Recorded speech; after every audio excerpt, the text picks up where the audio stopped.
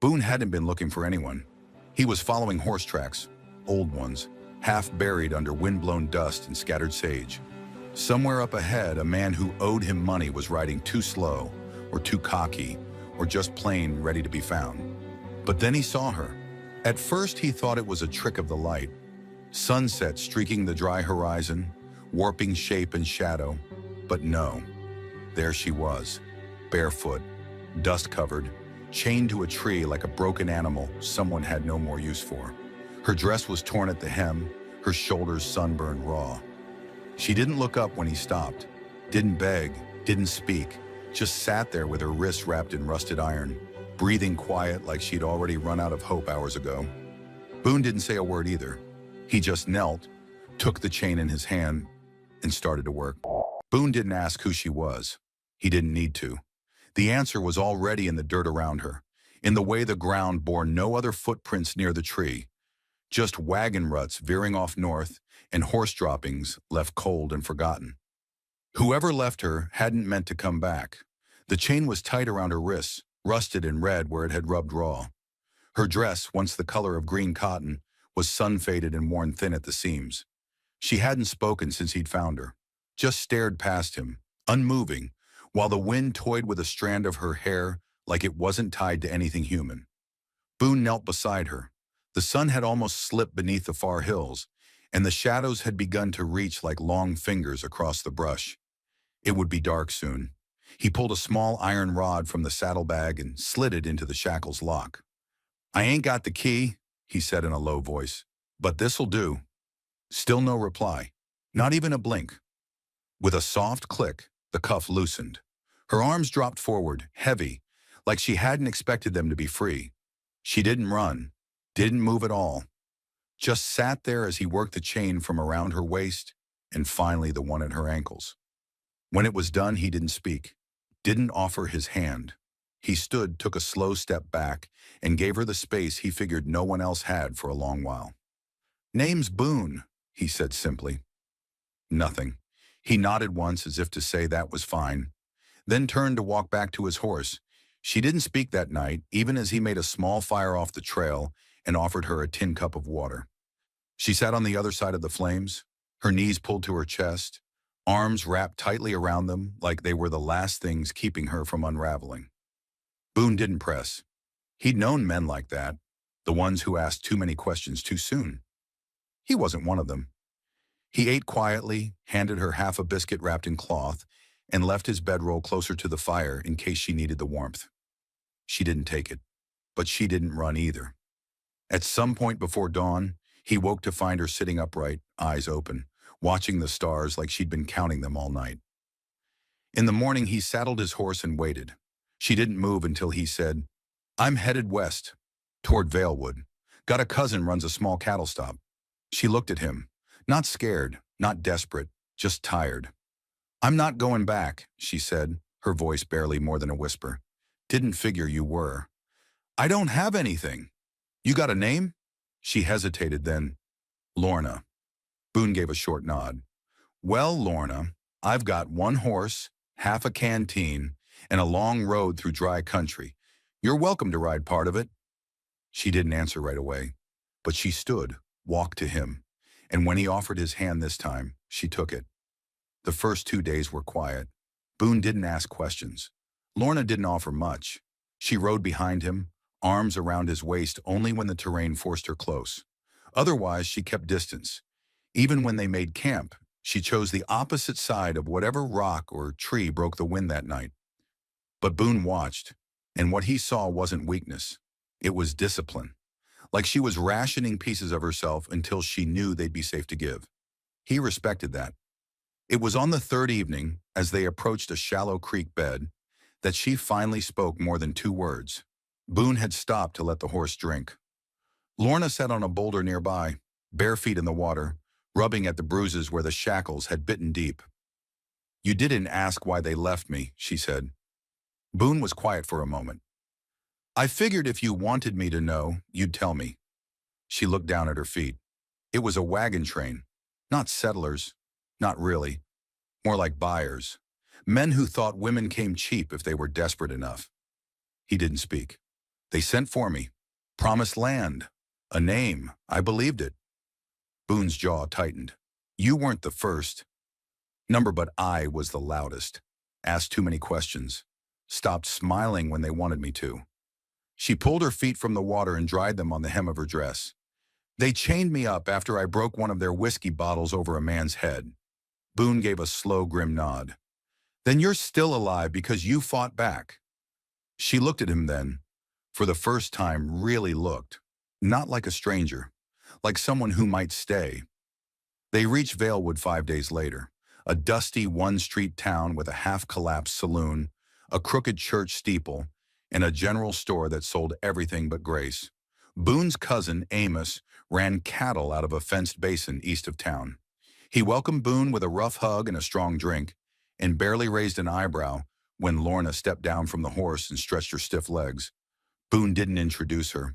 Lorna didn't offer a title, and Amos, to his credit, didn't ask. They stayed 3 days. Lorna helped Amos's wife, June, with the kitchen, though she never said much. But the way she chopped onions and stirred the cornbread batter told June enough. This one's been hurt, she whispered to Boone on the second day. But she ain't broken. Boone only nodded. I know. On the morning they left, June packed a small cloth bundle of food and handed it to Lorna. I don't know where you're headed, sweetheart, she said, but I hope wherever it is, nobody tries to name you before you get there. Lorna smiled, and for the first time since Boone had found her, it reached her eyes. They rode west again, not because they had a destination, but because they had agreed, without saying it, that the road itself was safer than any place they'd left behind. And this time, when they made camp, Lorna sat beside him, not across, not apart, just beside. The road west was flatter now. The hard ridge lines of New Mexico gave way to rolling stretches of golden grass, burned at the tips by sun and time. Boone rode with his hat tilted low, one hand on the reins, the other resting lazily near the horn of his saddle. Lorna rode her own mount now. Amos had offered her an old sorrel mare with a slow gait and calm eyes. She hadn't said much when she took it, just stroked the animal's muzzle and said, You and me both. They rode in silence most of the time, not because they had nothing to say, but because the quiet between them had changed. It wasn't heavy anymore. It wasn't afraid. It was full of breath and space, and a kind of shared rhythm that didn't need words to make sense. But Boone noticed things. The way she looked over her shoulder every few miles, not in fear but habit. The way she flinched slightly at the sound of metal scraping, pots, tools, even a loose horseshoe.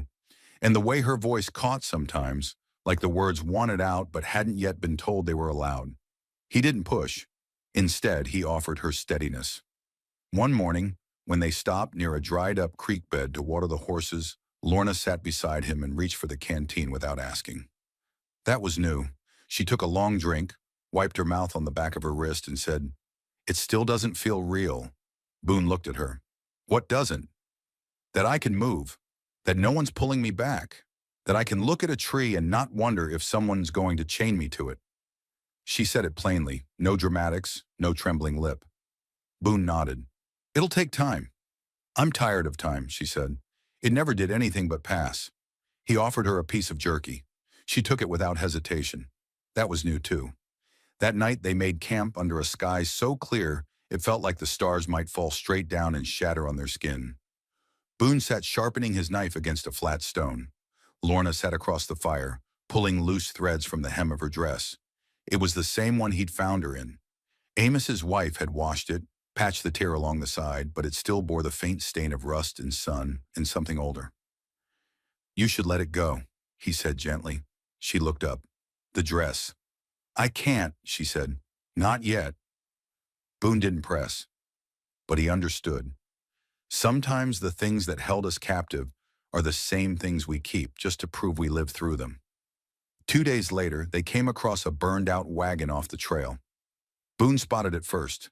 Blackened wood, wheels half sunk into the earth, buzzards circling lazily overhead. He dismounted, checked the ground. No bodies, just the smell of smoke and the memory of panic. Lorna didn't follow at first, but eventually she came to stand beside him. She didn't ask whose it had been. She just said, They never look behind, do they? No, They just set fire to whatever they don't want to explain. Boone brushed ash from the remains of a metal pot and straightened. You want to keep going? Lorna shook her head. Number I want to sit a while. And so they did, together. Right there in the ruins of someone else's story, they made their own kind of pause. That night Lorna cooked. It wasn't much, just beans with wild onion and a touch of salt. But Boone couldn't remember the last time food had felt like a gift. He thanked her. She looked surprised. Most men just eat. I'm not most men. No, she said softly. You're not. They came to a crossroads the next day. Literally, a split in the trail.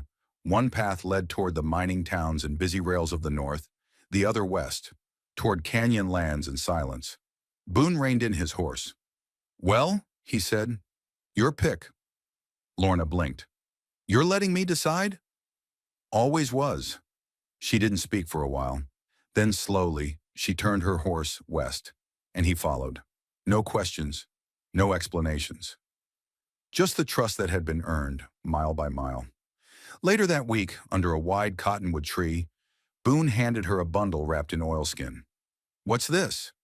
Something June asked me to give you when the time was right.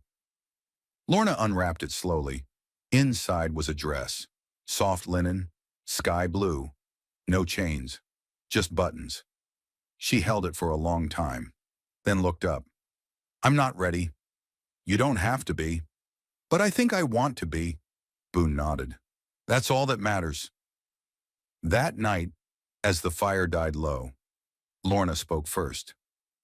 Do you believe people can start over? Boone stared into the embers.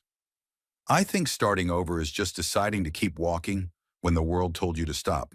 She looked at him, and for the first time she smiled. A real one, not small, not polite, but the kind that said something inside her had finally unclenched. I like that, she said. Boone tipped his hat lower. So do I.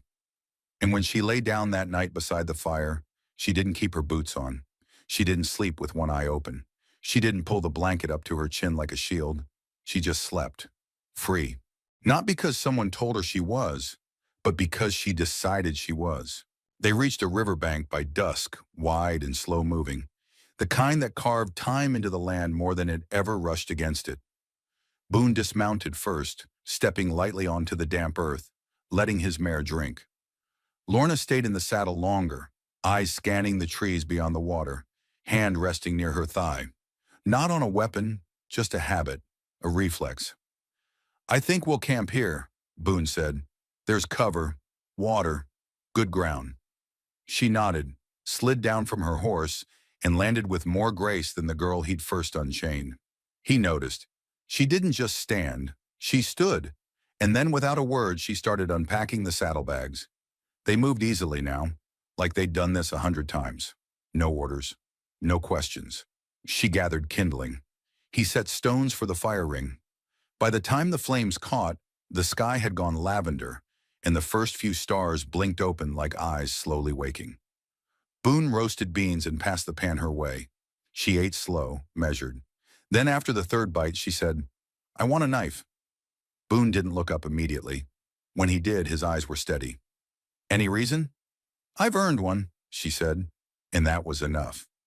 He reached into his saddlebag and pulled out a small blade. Clean, nothing fancy, wood handle, well-balanced. He turned it in his palm once, then held it out. Lorna took it carefully, testing the weight, then nodded once and slid it into her boot.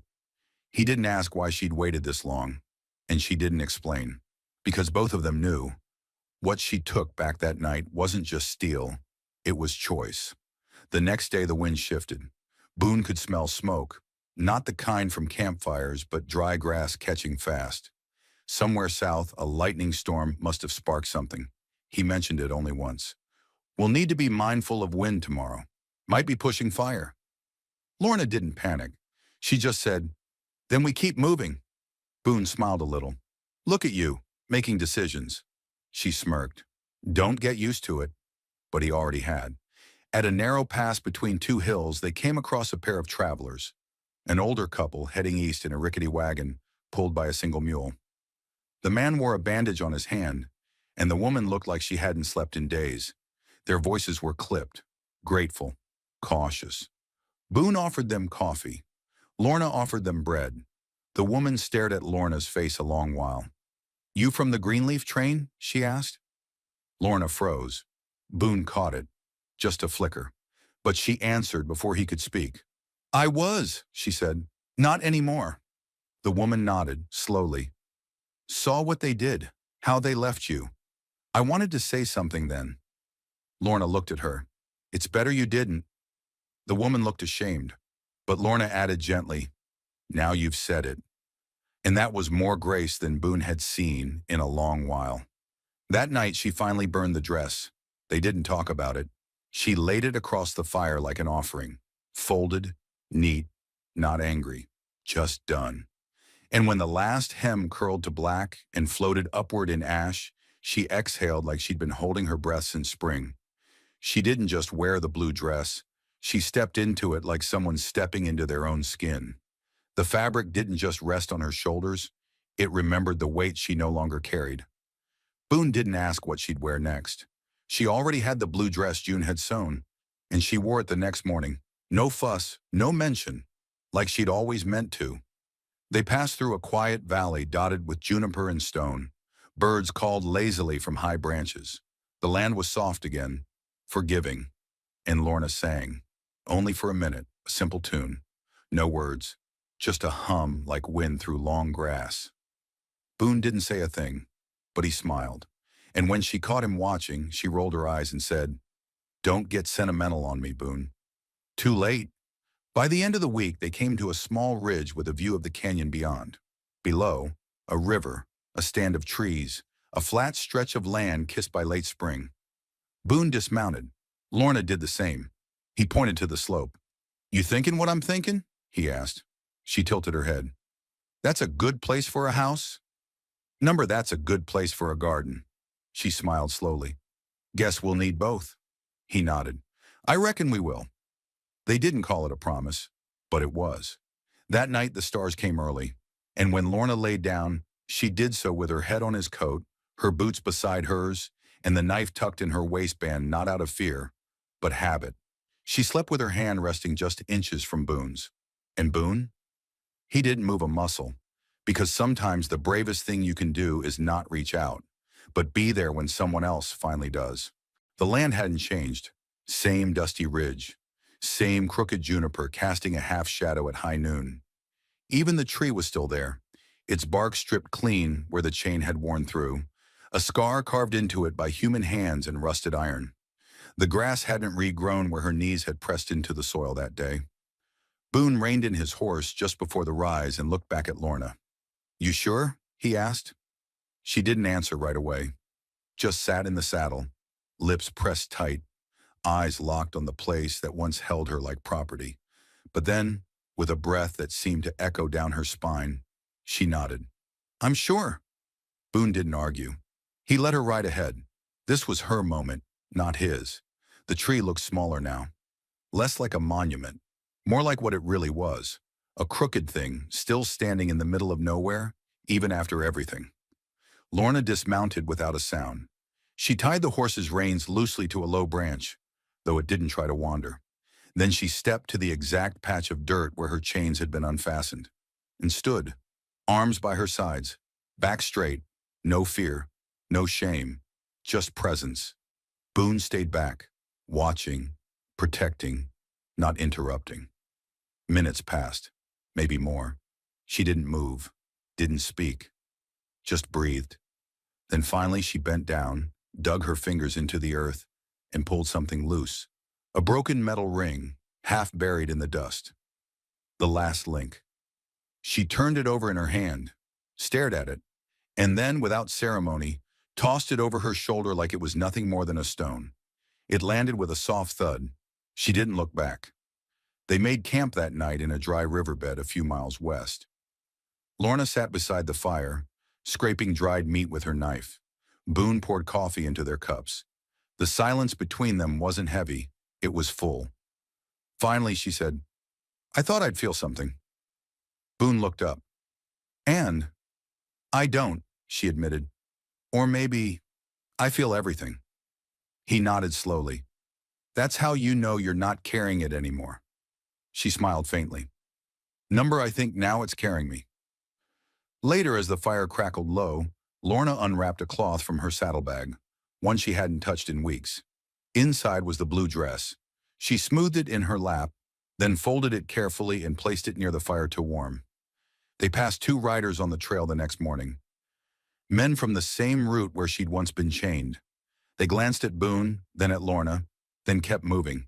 She stood still, not flinching, not shrinking, just watching them ride away like they meant nothing. One of the men turned in his saddle as they rode off. Boone noticed. So did she. But neither of them slowed. Later that day, they came to a town neither of them had heard of. Just a few buildings. A feed store. A saloon. A chapel with half its roof missing. Lorna tied her mare outside the store and stepped in ahead of Boone. She bought coffee, flour, a new comb. The woman behind the counter asked, "What name should I write it under?" Lorna hesitated. Then she said, "Write it under Boone." Boone blinked. She turned to him and shrugged. "I figured I've carried enough names that weren't mine." He smiled. "I don't mind lending this one." She nodded. "Just don't expect me to give it back." They camped by the edge of an old orchard that night. Gnarled trees still offered a few hard apples, and Lorna picked three, polishing one on her sleeve before biting in. Boone sat beside her, slicing wood with his knife. She leaned against him gently. He didn't move away, and for the first time she spoke his name like a promise. "Boone? Yeah? I want to stay somewhere." He looked at her, not surprised, just waiting. "Somewhere quiet," she added. "Not because I'm hiding, just because I want to grow something." He took her hand. "You already are." They didn't plan to stop there. It was just another clearing off the trail. 3 maples bent by wind, a dry well, and the skeleton of what had once been a barn. The boards had fallen inward, like the structure was trying to protect itself from time. Grass grew in wild patches along the edges, curling around rusted tools and stone foundations long abandoned. But something about it made Lorna stop her horse. Boone reined in beside her. "Something wrong?" "No," she said, her voice quiet. "Something right." She dismounted, walked slowly toward the crumbling barn. Boone followed, not asking. Inside it smelled of dust and old things, but the air was still, peaceful. "There used to be people here," she said. "Probably still ghosts," Boone added, only half joking. She ran her fingers along one of the standing beams. "I don't mind ghosts," she said, "as long as they don't try to name me." He smiled faintly, and then she said it, without ceremony. "I want to stay here." Boone looked around. "There's not much left." "There's enough." And there was. They spent the first 2 days clearing brush.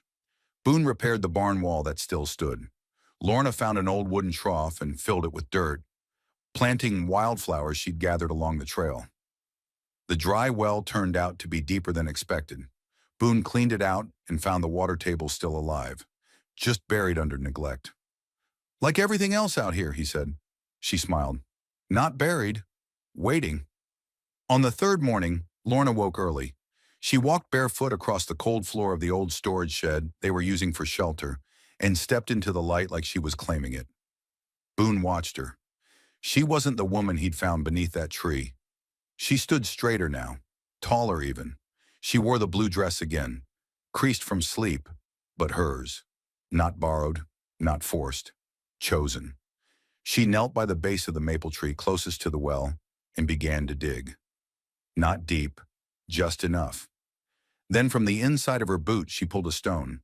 The rusted shackle link, the one she'd tossed months ago, had never truly left her. She'd kept it. She placed it in the hole, and on top of it, she set a flat river stone. Boone came beside her. "What's that for?" "A name," she said. "I thought you didn't want one written down." "I don't," she replied, "but the ground will remember." They built slowly, not out of laziness, but care. 1 beam a day, a roof line measured by the stars, a garden planned around the way the wind moved through the trees. Boone taught her to thatch a roof. Lorna taught him how to keep rabbits out of carrot beds using wire and dried tobacco. Each night they sat by a fire, Some nights they talked. Some nights they didn't. But their silence was never empty. It held them like a house holds light. One evening after finishing the north wall of the house, Lorna stood in the doorway frame and looked out across their new land. It was rough, still half wild, but so was she. Boone came to stand beside her. "You think it'll last?" she asked. He looked across the field, then at her. "You already did." She didn't respond, just stepped down into the grass and knelt again. This time she planted seeds: sunflower, wild oat, mint. Boone didn't ask why those. She had her reasons. And as she covered the dirt gently with her palms, she whispered something so soft he almost didn't catch it. "I don't need anyone else to say it." He didn't ask what. She looked up. "I know who I am." Boone knelt beside her, pressing his fingers into the earth beside hers. "And if you ever forget," he said, "I'll remind you." The wind rose, but it didn't unsettle. It carried, like breath, like beginning. And in that place, between ruin and roots, Lorna pressed her palms into the dirt like it could carry memory. She didn't plant herself. She simply stopped running. And for the first time, the land didn't just hold her. It answered her back. Not with words, but with warmth. And with the quiet certainty of a woman who knew. She had become something no one could unmake. The morning started like any other. Low sun, dew clinging to grass blades, the smell of smoke and biscuits drifting from the porch where Lorna had set a pan to warm. Boone stood by the fence line, fixing a loose post with slow, practiced hands. He didn't look up when she stepped outside, but he knew she was there. He always did. She poured him coffee, not because he asked, but because she wanted to. He took it wordlessly, drank, and leaned against the fence. "You know," she said, squinting at the line of trees beyond the creek. "It's strange." "What is?" "I was chained to a tree once. Thought I'd never move again." Boone sipped his coffee. "And now?" She smiled. "Now I grow roots by choice." He glanced sideways at her. "That's how you know it's yours." Later that day, they rode into town for supplies. It wasn't a special occasion, just flour, sugar, nails. But the town felt different now. People greeted them with nods, not whispers. The man who once called Boone the quiet one with a past now asked him about fencing tools. A girl in braids asked Lorna how she got her hair so shiny. She didn't answer, but she handed the girl a bar of soap wrapped in twine. "Boiled rosemary," she said simply. The girl beamed, and Lorna, without meaning to, smiled back. On the way home, they passed the ridge where the land dipped into shallow hills. There was nothing there but wind and distance, but Lorna pulled her horse to a stop. Boone did too. She stared out over the open land, the kind of empty that used to make her feel small. Not anymore. "Do you think they remember?" she asked softly. "Who?" "The ones who left me." Boone was quiet for a long time. Then he said, "It doesn't matter." She nodded. "You're right." Then after a beat, "But I do." She didn't say it with bitterness. She said it like a truth. That night the air was thick with summer. They didn't light a fire. Too hot. Instead, they sat in the doorway of their small house, the one they'd built board by board. Lorna rested her feet on Boone's lap, and he traced slow circles along her ankle with calloused fingers. She wore the same blue dress, not because she had to, because she liked the way it moved when the wind passed through it. Boone looked at her like he had 100 times, but this time he said, "I want to tell you something." She raised an eyebrow. "This the part where you propose?" He chuckled. "Number this the part where I say, I'd still be riding if I hadn't stopped that day." "At the tree?" He nodded. "I thought I was tracking a man." "You found a woman." He looked her in the eyes. "I found home." She swallowed hard and leaned forward to press her forehead to his. They stayed like that a long time. No kiss, no music, just breath and belonging. Seasons changed. The house stood strong. So did she. They planted more than food: orchids, squash, lavender. Lorna learned to shape horseshoes beside Boone. He learned to make jam. Neighbors began to visit, not out of obligation, but comfort. One boy who had never known his mother sat on Lorna's porch. He looked up at her with dirt-smudged cheeks and wide, uncertain eyes. "What's your real name?" he asked. Lorna paused. Then she smiled, reached out, and gently touched his cheek. "It's the one I gave myself," she said. The boy blinked, then nodded. He didn't ask again, because that answer was more than enough.